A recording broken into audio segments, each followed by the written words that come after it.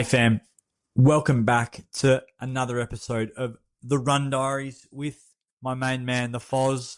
Foz, welcome back for another episode, brother. Thank you, Nico. Excited for this one. Number 2, lots to talk about. Heaps, mate, heaps. So we've just come back from the Gold Coast Marathon. Well, me personally, Foz, back here in Melbourne in the cold.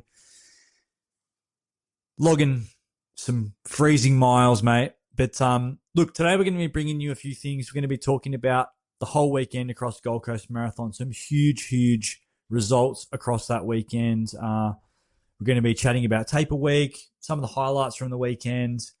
Obviously, we know the Aussie record went. A few other things happened over that weekend, and then we'll be moving into our regular segments of the week, mate. But yeah. Looking forward to it. GC looks amazing up there. You've got a bit of a tan by the looks of it. I mean, bit bronze. It's such an amazing event. I mean, you're surrounded by sun, sand. I mean, I was staying in Burleigh Head, so I was pretty lucky. I was staying right across from the point where you watch all the surfing. So that was pretty special. Should we dive into your Gold Coast, like the race week? Sure. Tell us where it all started. So when did you fly up? So I flew up on the Monday, as I mentioned in last week's episode. Flew up on the Monday, so got a chance to kind of have a couple of runs. And I mean, like, it was like 19, 20 degrees, 22. So I was on the beach, tanning, got some brown color. On that day, you left and it was absolutely chucking it down. And that week turned into like the coldest Melbourne week ever. I was like, get me out of here. Get me to the Gold Coast. I mean, everyone was seeing my stories and just being like, bro, what's going on? Like, this is just bullshit. Carnage, yeah. No, it was really beautiful. So yeah, like, kind of got into taper, had been, like I said, pretty conservative about my taper and came in pretty excited about the run. Carb loaded from Friday through to Saturday night. And for those of you that have never carb loaded before, I usually go with a 10 gram per kilo. I'm 80 kilos at the moment, so I'm actually a bit heavier than normal. I'm about 4 or 5 kilos heavier than I would normally be, but I've really been enjoying the gym. So, I was taking about 800 grams, and I do kind of a combo of sourdough, white rice, lollies, mostly snakes. I use liquid. I've been finding that's been pretty effective. Which carbohydrate liquid have you been using? So just Gatorade, like Gatorade, like just simple sugar drinks. I don't use like a mix or anything. And I found it's just easier on the stomach rather than trying to take in lots of solid food, because like if you're really pushing that solid food by the end of the Saturday night, you're just like, oh my God, I just don't want to put any more food in my mouth. I end up like bending over and falling asleep in my rice bowl half the time. Especially if you're doing a 2-day carb load, it's just like, you can smell the glucose coming out your skin. You're sweating glucose. So liquid does help. That's for sure. So I felt like it was a lot easier just from focusing on a bit more liquid carbs. And when was your last session? Did you do one? Was it a Thursday? Did you? Yeah, Thursday, just like a fartlek mini one. Fartlek, like progressive, but like mini one. So like 5-3 in 1 minute. So like 5 minutes marathon pace, 3 minutes half, and then last one's 1 minute at kind of 10K pace. And was that along the foreshore as well? Yeah, just along the foreshore, just to get like a little bit of turnover, keep that contractility happening. I mean, and it's just such a beautiful spot to run. Perfect temperature. There was no wind or minimal wind, especially that the week leading up, but the wind did pick up on the weekend. Went to the festival at the convention center, and it's really well set up. I remember meeting you there. Was it 2024? And you were you on the Modex 10? I was, yeah. Because I remember bumping into you. It's a good exhibition. And they've center, stretched it, so they've added an extra day. I don't think they were usually doing it Thursday, so they usually do Friday, Saturday. Nice. So I think they added the extra day. I can't recall there being a Thursday last year, but yeah. And it was pretty easy, like pretty short lines. got to go through the event, check out some stalls, bought a few bits and pieces. Did you get a line bike down there? How'd you get down there? Nah, Uber. Oh, do you? I always get a line bike. Because Burley's actually quite a way away. Like it's probably true. 15, 20 minutes. That's right. You were in Burley. Yeah. I didn't stay up in Broadbeach, so definitely getting around. Like when you're that far away, like but everyone's on their limeys, so so did that, and then started the carb load Friday, and like I said last week, didn't really have high expectations of. I think I suggested potentially a PB, but given in hindsight how much work I'd actually done compared to some of the other blocks, was probably a little bit ambitious as we get into talking about it. But I know you showed me some good data the other day, which I think is going to be beneficial. Yeah, just on that reflection. But look, race morning, it's 3:45 a.m. wake up. How was that? How was getting sucked? Especially if you kind of been on holiday for a week. And for those of you that are going into maybe your first marathon, or have just run your first marathon, or have run a few, that night before the marathon's always really tough to get to sleep because you desperately want to get rest. But I've had plenty of advice around, actually it's the week leading up is when you really want to bank as much sleep as possible. Especially on the Friday. The Friday night is the night that you really want to get the good sleep. Yeah. Because ultimately that sleep the night before is going to be a little bit broken and a little bit restless because you've just had all those carbs for 2 days. You're excited or nervous about the race, or both.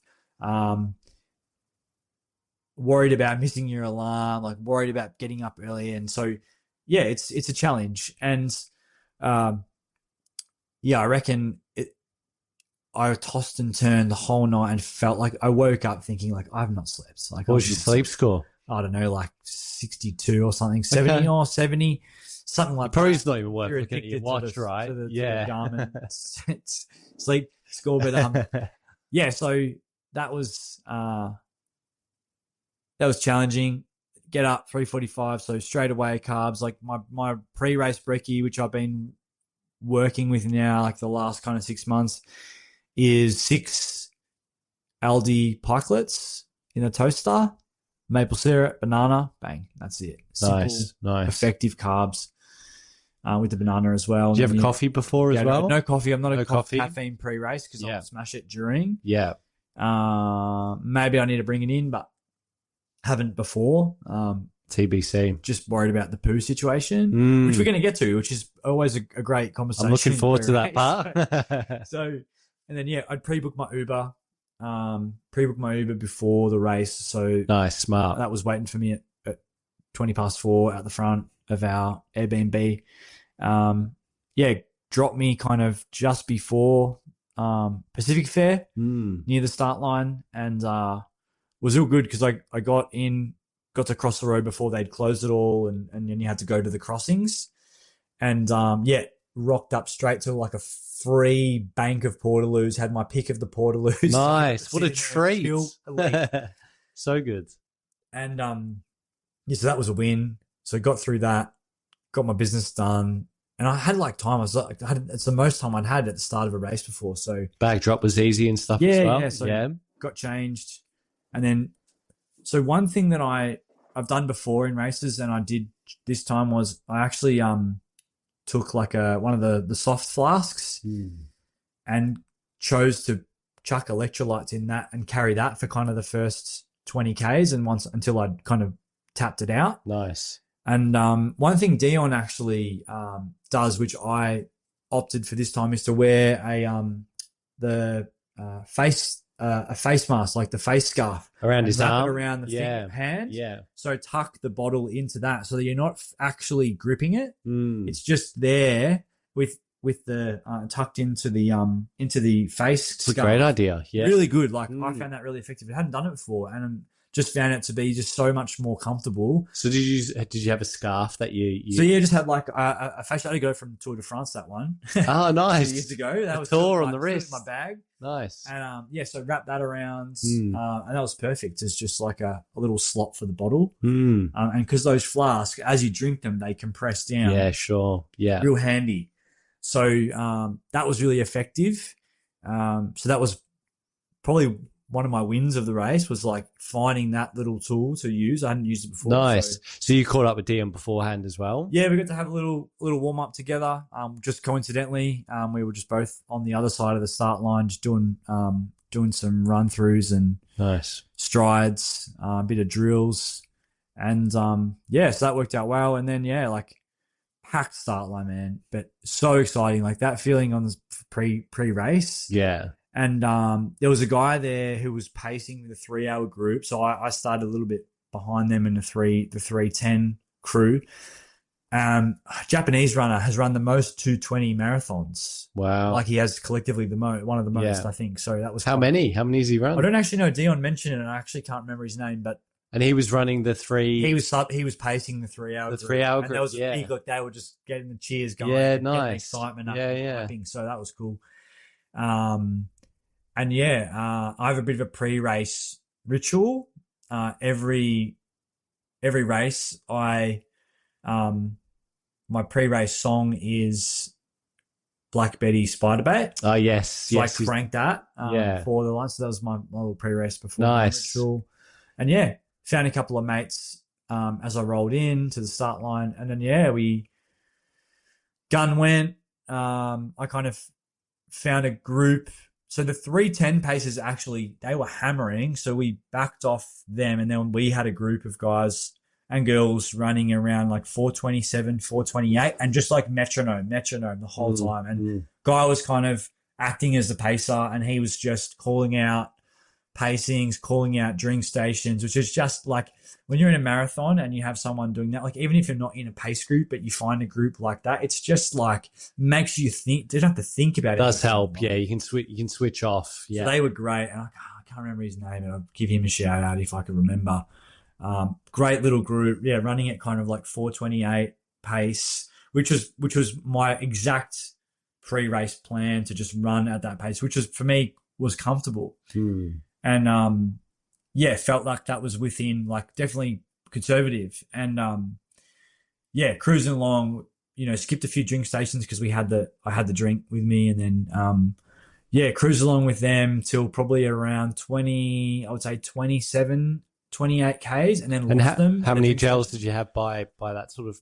I was going with one every 20 minutes, and I had set up on my watch like to beep every 20. So you can do on the Garmin, it's really handy. You can set up like your alert, just an alert, and I just have it as an eat alert, and just beeps every 20 minutes, bang. So you just know gel. Nice. Because for me, I aim for around 90 grams per hour. Yeah. Because I'm quite a fast burner. And all this stuff is not like necessarily like a rule with carb intake, but for those of you guys listening, you got to test and figure out what works for your body. It's an experiment. And what you can train to do. Like some people can take in more. Some people's gut can't handle that much.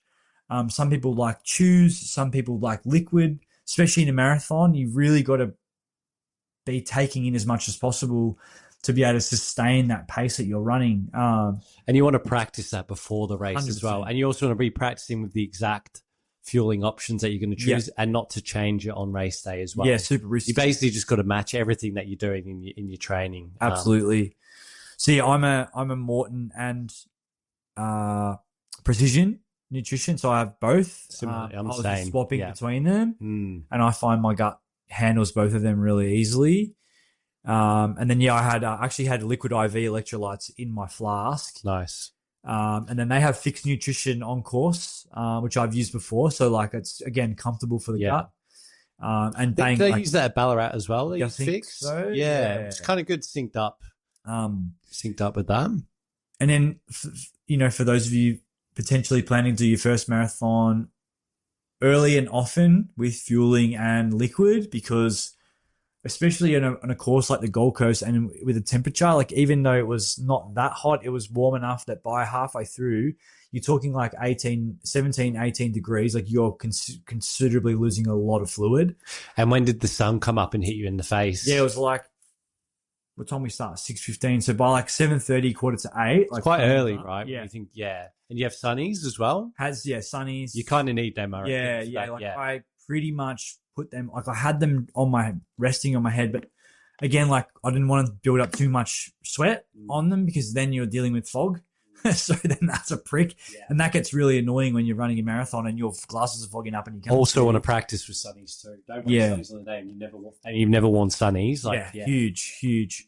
So yeah, they were pretty much on from kind of like 6:30. Even though it was like a little bit dark, like it was just easier to have them on and not get the like fluid on them from the head sweat. Where were we? So then so I had 27 Ks, and this is where I realized just hadn't done enough like long runs under fatigue. Just like turnover, I just couldn't get the turnover. Like I was perfectly fueled. Pacing was right. Had I maybe like taken a little bit off, like I would have been able to go a little bit longer. But it was just I couldn't generate the turnover that I needed to and sustain it for the last 10 Ks. Like I just didn't have it, and that was just purely fitness training. Well, you said you went out conservatively anyway, which right? I felt like I did. Like, obviously in hindsight, had I maybe gone a little, backed off a little, but I didn't feel like I didn't feel it definitely wasn't a bonk because I felt like totally fine from a fuel perspective. Like no dizziness, no discomfort, no like I wasn't like desperately like that feeling like wanting to walk didn't really come. It was purely just like my legs are not turning over. Like I'm just trying to push them to turn over, but they were just really fatigued. So I kind of started slowing down around 28, 29. We're still able to go sub 4 until about I think the 33rd or 34th K, and then really like slowed and was able to kind of like obviously as it was obviously going like.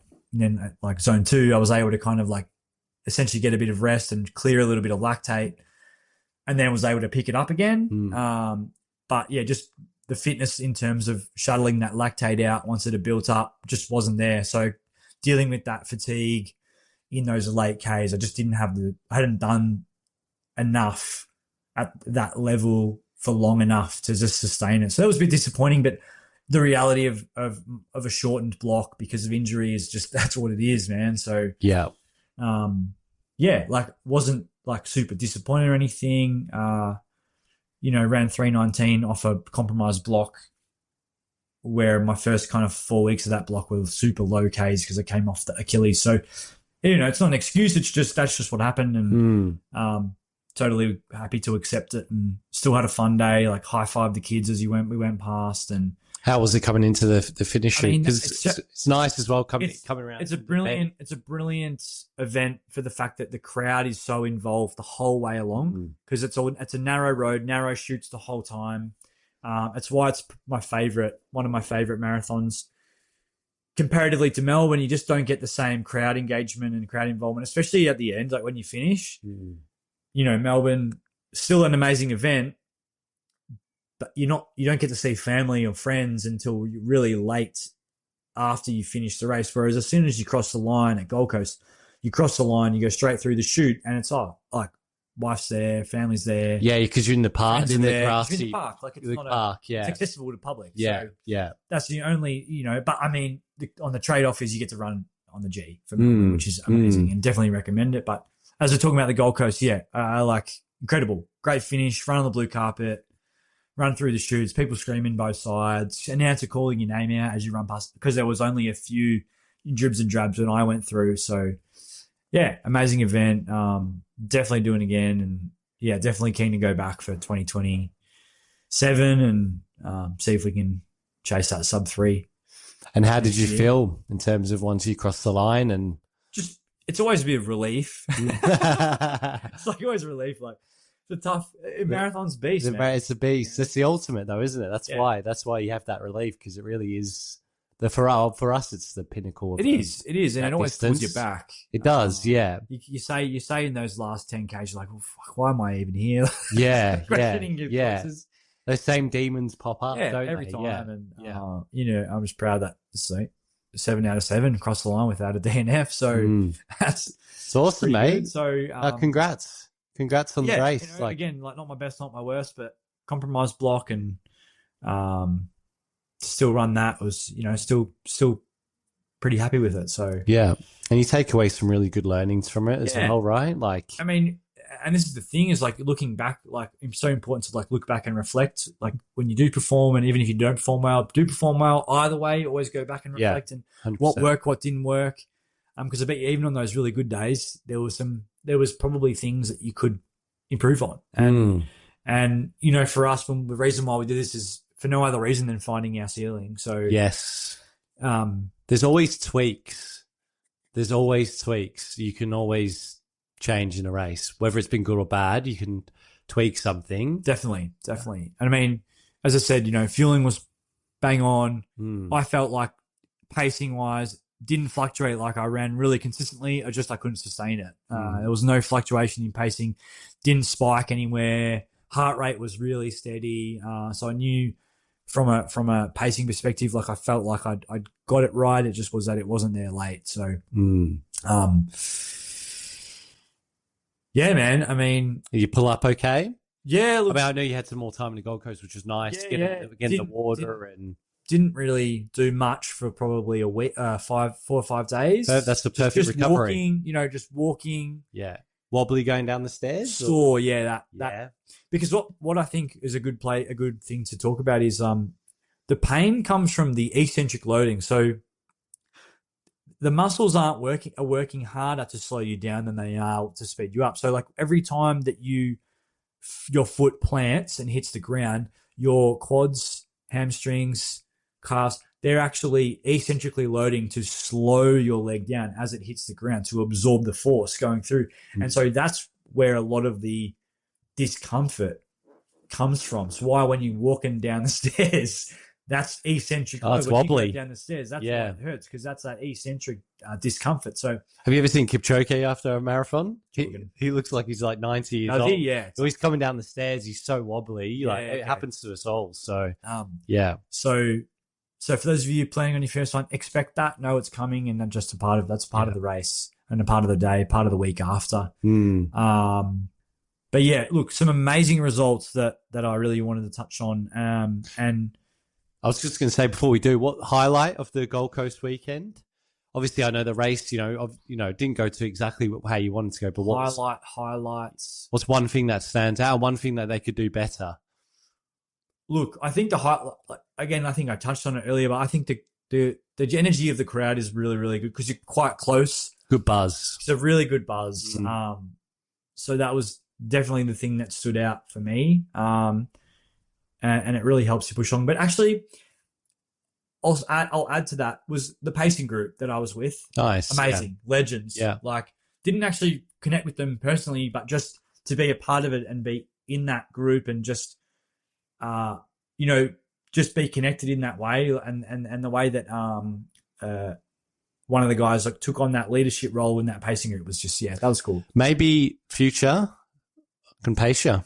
Maybe depending on the event you're doing, depending on the goal time. I could be part of that. That'd be cool. That group. Yeah, it is nice. Yeah. Something to think about further down the track. We can discuss further. I'll hold on to that. We'll discuss this offline. I think it'll be good. Yeah. But I mean, a low light. If there is there anything? I mean, you don't have to have anything, but no, I don't think so. I think not for me personally, but I think a lot of people found it challenging getting in and out of the precincts just because obviously the road's closed off. A lot of athletes running still when people are trying to exit. I think that was one of the challenges people had. But I personally, for me, I was able to get in and out no problem. Just got to wait at the road crossings, be patient. People still running, especially like late. People were running like 4, 5, 6 hours. Look, awesome event. Definitely do it again. But as I said, some highlight results. I mean, the big one is have to 2:06:20. Incredible. Australian record. Incredible. 2 seconds under Andy Buchanan's Australian record. Massive. I don't think anyone thought he was going to run that, like that time on that, considering that headwind in the last 5. So it's probably something I didn't touch on. There was, as you turned at Southport with the 5 or 6 Ks to go, 30 k an hour headwind coming home in the sun. Incredible. And he's on his own, I think, for most of it too. Unbelievable. Yeah. So he's done that there with not any other runners around him. If it was Valencia or something, he'd be Yeah, you you'd know, have massive heaps yeah. of packs, but he's literally on his own. Yeah, congrats to Have to. That was Huge, phenomenal. huge. And I mean, the second one for me, and I know Jack personally, Jack Hanley did the double along with many others, and he wasn't the fastest guy to do the double, but just understand this. So he ran the double and went PB in both events. That's incredible. So he ran 119 in the half on the Saturday and then PB'd in the full on the Sunday and ran 239. And like Huge. I texted him, I just said, mate, that's incredible. Congrats. That's and then insane. Sent me a voice note and did it again. Said, mate, we need to get you on the show and talk about this. Yeah, so, Jack, definitely. If you listen, I'm going to send this video to you anyway. And yeah. And get you on because we need to talk about it, man. So congratulations. Be interesting to see, yeah, his prep going into that, doing the double. Like incredible. Yeah. Just like, yeah.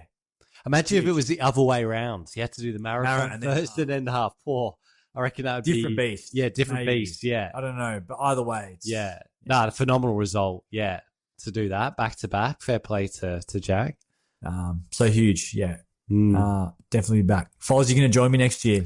I'd love to, yeah. I mean, I watched some of the half marathon race and knew a few guys running up there, and they got some rapid times. Like, it really is the place to be for a quick time. I think especially the half as well. Yes. I think they do say it's probably because the heat, you can't take the heat out of it a little bit. Yeah. As well. And obviously you're out there for a shorter period of time, so you're not going to hit the sun as much. I know the wind still plays a part for some of it, but yeah, I'm keen to get back up there, and then maybe like Launceston as well, because they're both those two courses in Australia are fast. Yeah, flat and fast. Yeah, flat and fast. So yeah, 2027 could be back on the Goldie. Yeah, very good, mate. Very good.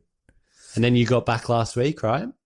Yeah, back last week. Yeah. So yeah, Thursday night, late night. Got to spend the whole day barely before we came back. So nice. Yeah, timed it well. Nice to be back. Very low. So it was very low. So post marathon, look, everyone's different. But for me, yeah, it was pretty low key. Like I said, walking. I didn't run till Saturday with you. Yeah. I know you were struggling a little bit. I know you were. I can tell you were fatigued. Yeah, like, I was hurting. That's pretty normal. Yeah. I probably wouldn't have. I would have not run until the next week, but that's just me. So, but yeah, it's yeah. I knew that you knew that I was like struggling and you didn't want to say anything. No, I'm just letting you do your own thing. I mean, I've done that before as well, and yeah, but I knew I wanted to get it out, and I didn't. Yeah. It wasn't even that my legs were that beat up or anything. It was just like general fatigue. Like I could feel like I was working. I was running at like, I don't know, 5-ish minute pace, and I just felt like absolute dog shit. I would love to have run with me 2 or 3 days early when it was 3 degrees, and your legs would have just been like, "What is absolute this?" Concrete. Yeah, just concrete. It's good though. You know, you flushed out your legs. You know, I think post marathon, you always kind of just want to treat yourself with care. Really, just eat loads of food. Just like enjoy the couch. Get someone to nurse you back to health. Yeah, just like have a bit of fun. You know, have a bit of fun. Like just like. Let you switch off a bit, like let your brain just sort of, and your nervous system just kind of come back to a bit of calm. Because that was the one thing I was paying attention to, but definitely nervous system didn't get a spike in any. There was no issue with nervous system fatigue, like that's good compared to other marathons. And that's probably a good point to make. Like I noticed for me it was really just local fatigue, so it was just my legs, but often post marathon you can get like central nervous system fatigue where you get that real like. Feel like a heavy weight on you, and it's like you're very emotional. So I didn't get any of that this time around, but it's definitely something to keep an eye out for, and that's just your body indicating you just need to, take a foot off the pedal. And I mean, especially if you've had a big, if you've had a result where it's gone really well, you're probably going to have a bit of time where you're going to feel a little bit low as well, right? Because you've pushed yourself to a certain point. It's like most things in life. You have a big high, there's going to be those lows with it too. So it's just like not trying to escape from it, just be with it and just treat yourself with a bit of kindness during those times, because it's just your body resetting. Really, there's nothing wrong. It's just that you need to just kind of dial it back a bit and just rest up a bit more. 100%. Yeah, which sounds like what you did anyway. So because like I mean, today was my second run back and felt a bit better than today. Yeah, like Nice. 10x comparison. Perfect. Which is why I didn't run Sunday or yesterday. I took 2 days in between and just like gym, weights, upper body only. And yeah, kind of now body feels pretty good. Like, 80, 90%. Nice. And yeah, here we are. Back to the grind. Back to the grind. So what's the plan for you now? What's next? Are you having a bit of a break in terms of? Nah, so I think this week will be pretty much just easy running. Maybe Thursday, like a little bit of marathon effort, kind of like maybe 5 by 4 minutes, 6 by 4 minutes. Nothing. Oh, I feel nothing crazy. And then start building for Brighton Beach 10K. I might throw in a park run in there. Maybe not like a all-out park run, but chuck in like a 5K at Albert Park. And then Melbourne half. So it's like 12 weeks. 12 weeks at Sunday. Yeah, I always tell my athletes after they've I normally give them a week off, and then the following week, if they're feeling right, we jog, and then maybe one session. But I always tell them on that session, just go off feel.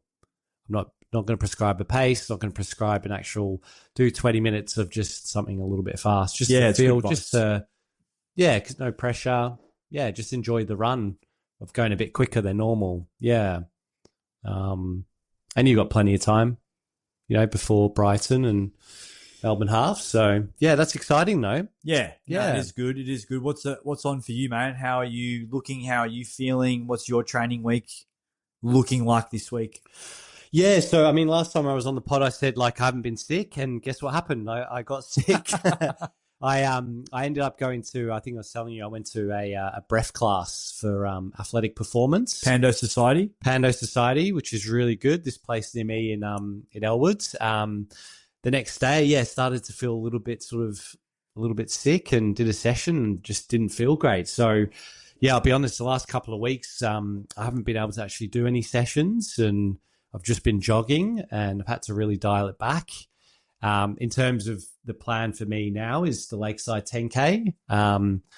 So that's on the 26th of July. So yeah, I had my first session this morning after 2 weeks and felt pretty good, maybe like 80%. Okay. Still a little bit blocked up, but yeah, I think with the sickness, you really do have to dial it back. I don't think there's any gains from doing sessions, because it just, like, when you're feeling run down, it just doesn't work, does it? And I feel like then that's just really pushing the nervous system into major fatigue, because your nervous system's there to try and bring you back to homeostasis, and your body's trying to fight infection, and you're then further pushing it.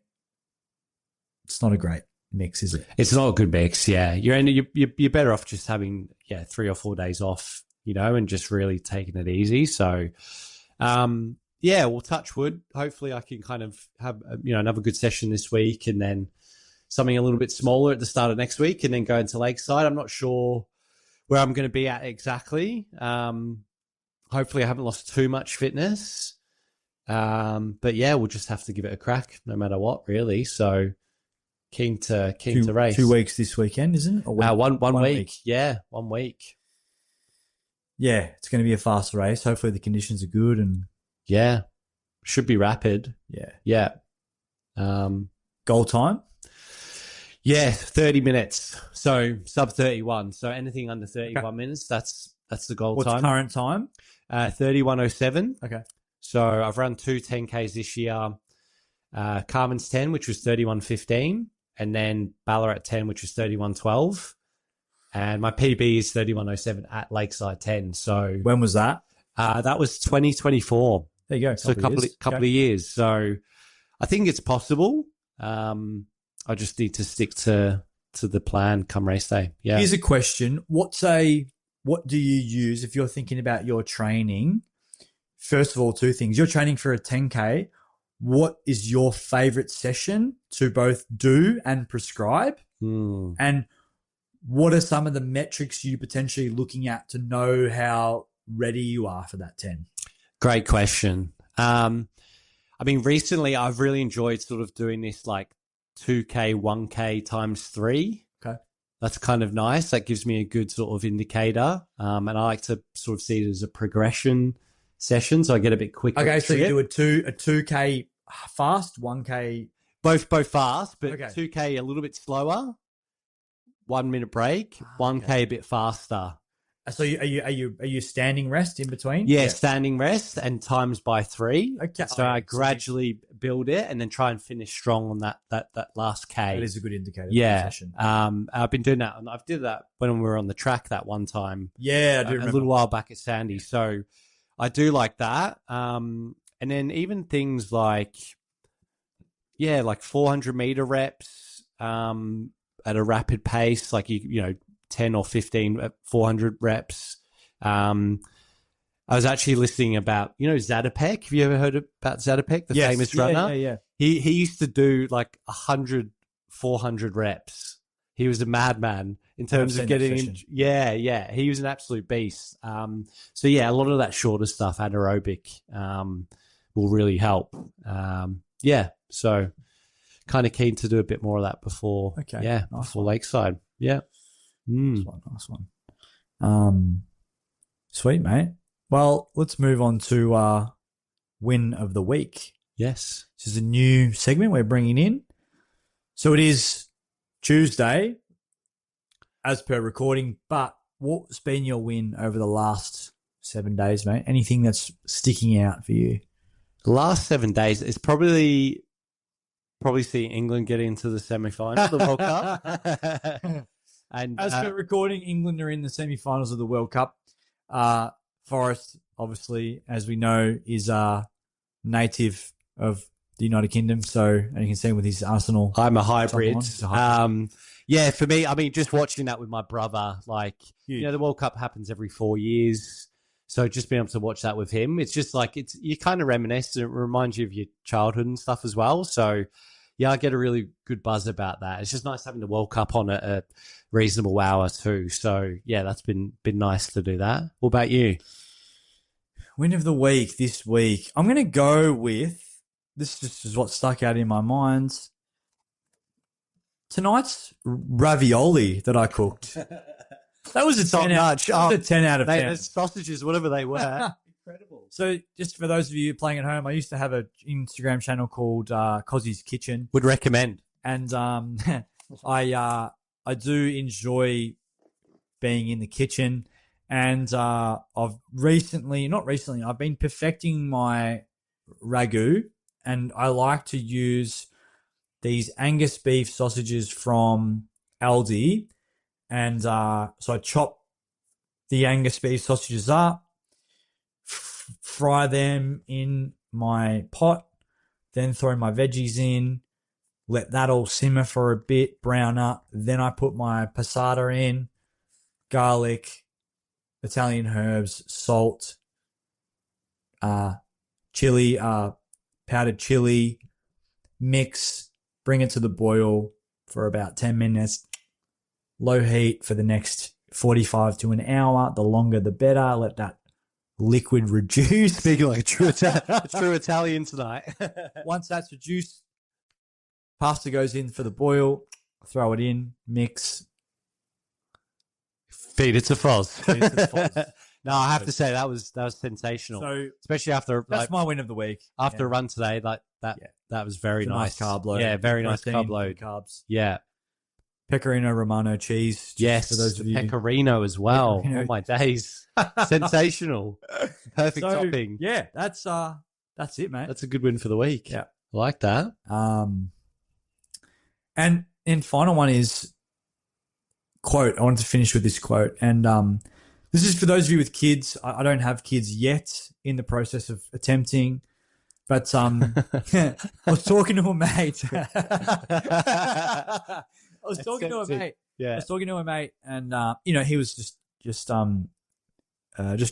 chatting to me about his kids, and just mentioned that obviously it's hard for anyone without children to understand what it feels like when you're protective of your children, and when things happen to them, and how that makes you feel. And I said, yeah, I can't relate. I don't know. But I quoted to him one that one quote that actually helped me understand, and it was Jimmy Carr. And Jimmy Carr said, living life without children is like a cheat code because you're only responsible for you and maybe your partner. But when you have kids, it's essentially like your heart living outside of your body. And life becomes exponentially more challenging because your heart is out there and you're constantly, your mind is constantly on it. And it was just such an amazing, like, visual analogy that I could feel from his words. And yeah, I said it to Robin. He's like, wow, yeah, that's incredible. It's amazing. Yeah. Wow. Something you're probably going to have to look at in terms of, where your heart will be soon. Absolutely. In that sense. Fingers crossed. Love Jimmy Carr. He's brilliant. He's the OG. Yeah. Yeah. Love him. Yeah, mate, that wraps us for another week. Nice. Looking forward to coming back and discussing Lakeside. Yeah, definitely. In about 10 days' time, we can do a little bit of a recap and look at the months ahead. But yeah, good to see you, mate. Thanks. Good to see you too, mate. I was actually going to say one more thing. Go. Athlete's Edge opening day. Anyone needs a physio? Kai Wynn is opening his clinic.